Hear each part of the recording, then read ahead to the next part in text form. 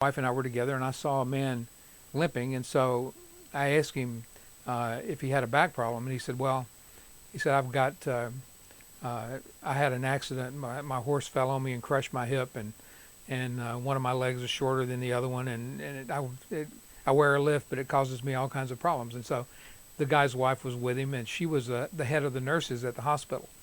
And so she went into great detail explaining to me how that when the horse fell on the man, that his leg and hip were crushed so bad that they actually had to take 3/4 of an inch of bone out of his leg and put in steel plates. So she said his leg is actually exactly 3/4 of an inch shorter than the other. So I said, I believe if you'll let us pray for you, Jesus will heal you. And so his wife just said, she was just incredulous. She said, "I'll have you know that I'm in medicine." And I said, "Well, we're talking about Jesus.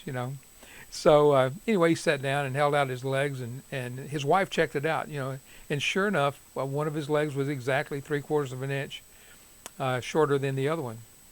And she said, "Yes, that's the leg that they cut the bone out of." And so Diana and I just began to pray and ask Jesus to cause his legs to be the same length, because even with steel plates and things like that, nothing's impossible with God.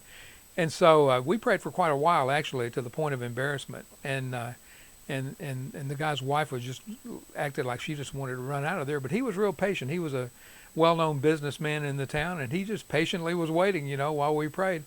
All of a sudden, he said, "There it goes." And we looked, and just his leg just started moving out just gradually. In a few seconds, it moved out to be exactly the same length as the other one.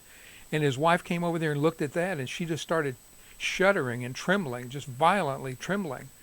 And I said, "No, it's okay. It's just Jesus. Jesus just, I don't know how he did it. I can't explain it, but he just caused whatever needed to happen so that his leg was the same length as the other."